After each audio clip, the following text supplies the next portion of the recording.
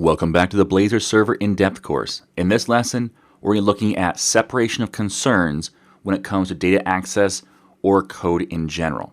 Okay, so Blazor Server is a user interface.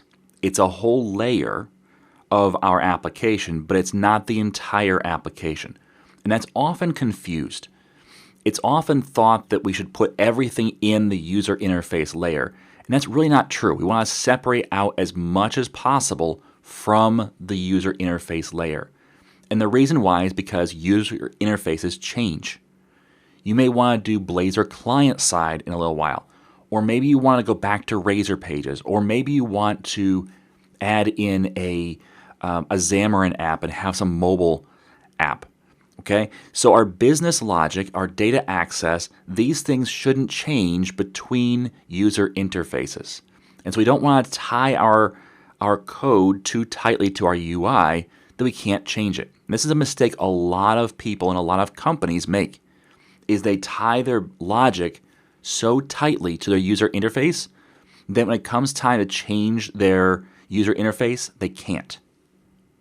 That's one of the reasons why companies even today are still tied so tightly to Windows Forms. Windows Forms is still one of the most popular user interfaces for C#. And the reason why is because everything is so tightly tied to that user interface that the concept of switching over to a different user interface is just too overwhelming for a company. So we're going to work on making sure we separate out our concerns. So let's start with Visual Studio, and we'll create a new project. We'll create a Blazor app to start, and we'll call this Blazor app. We're going to call this Data Access Demo. And the reason why is because we're going to use this demo throughout this section. So we're not going to create a new demo every video, and instead we're going to use the same video over and over as we expand and grow it. Okay, so we're going to set up our standard ASP.NET Core 3.1 Blazor Server app, HTTPS. And I'm not going to add authentication. I could. We've learned about it. We know how to use it. But I don't want to confuse the topics between authentication and data access. You know how to restrict access to certain pages, and you know how to restrict access based upon roles or people.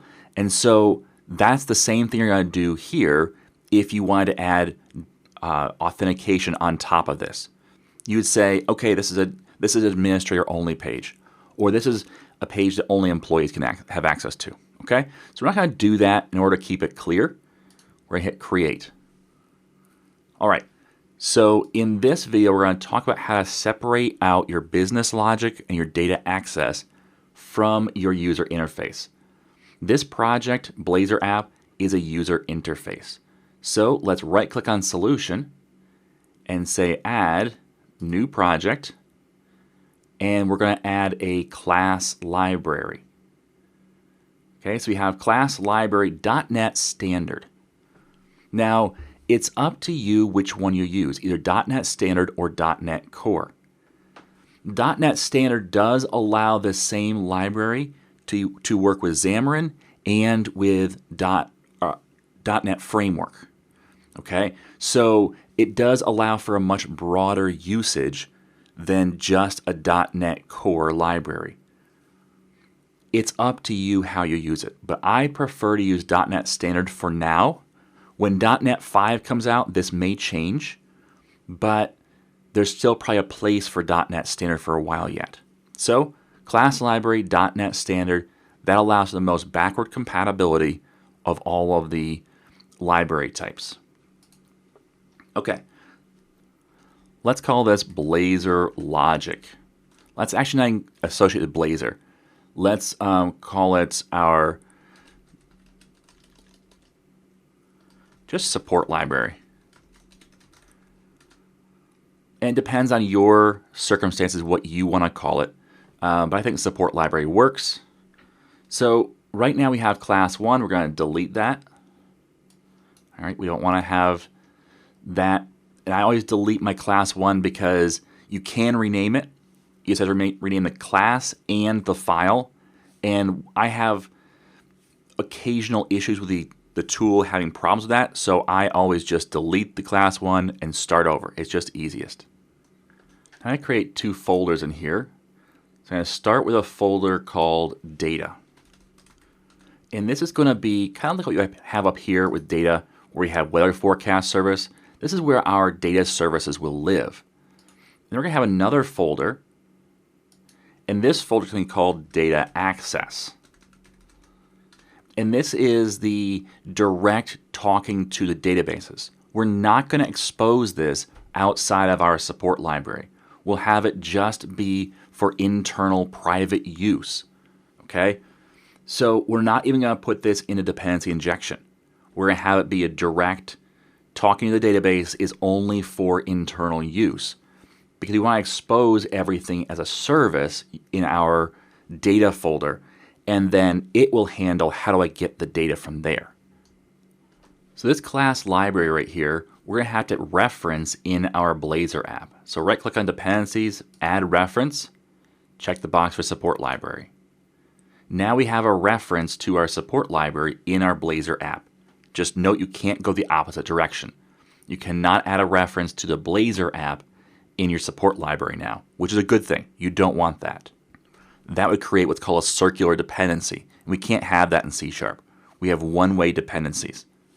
So this now is set up for separation of concerns. We have our, we'll actually get rid of probably, or at some point not use this data folder. But we have our UI, which is just going to deal with UI stuff. It's going to have code just enough to display on the user interface and to get information off of the user interface. It's not going to have business logic or data access in the Blazor app. We're going to put all of that in our support library. Okay? We're going to try to be very, very ruthless with this so that we can separate out this Blazor app and replace it if necessary. So that's it for this lesson. We just got started, but we now have our separation of concerns set up. We have our initial project set up, and we're ready to go to start building something. Okay? So follow along with what I've done, recreate what I've done yourself, and make sure that you understand why we did what we did, and then let's move on to the next lesson and continue on this process of building out a data access layer for our Blazor app.